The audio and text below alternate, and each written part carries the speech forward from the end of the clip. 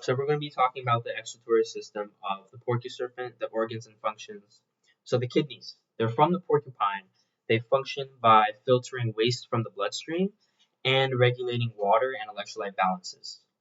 They also remove nitrogenous waste such as urea from protein metabolism, and kidneys excrete metabolic byproducts such as urea and uric acid, which is because of protein digestion. Now, this is the important part because we said the porpoise serpent cannot afford to lose water, and it's really important. And that's the reason why it excretes urea and uric acid. Mhm. If it did, for example, excreted ammonia, ammonia needs an immense amount of water to dilute it and then to excrete it.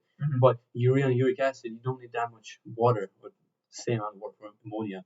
So, it saves a lot of water for the health of the scales, the quills, and for its venom glands. So it's really important. That's the entire reason why it secretes urea and uric acid and ammonia. Yeah. And so, pretty much the kidneys are very efficient and effective at conserving water, but they also maintain osmoregulation. So, real quick, osmoregulation, we talked about this in class, was about the balance or the process of balancing salt and water. So, moving on, we're going to be talking about the ureters and urinary bladder. So, this is from the porcupine. The urine is transported through the ureters, which is tubes. They go from the kidney all the way down to the urinary bladder. So the ability of the porcu serpent to kind of store and slowly release the urine helps with them reducing unnecessary water loss. And the urinary bladder would store the urine and nitrogenous waste. So that's why it's able to do that function. So the cloaca we talked about.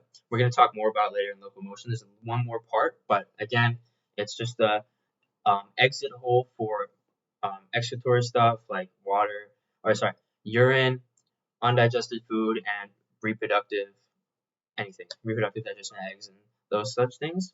And it helps conserve space. So one last thing we're going to talk about for the excretory system is the carnivorous diet and toxic waste.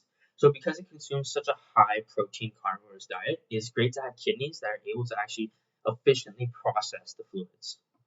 And that's all for the excretory system of the porcu serpent.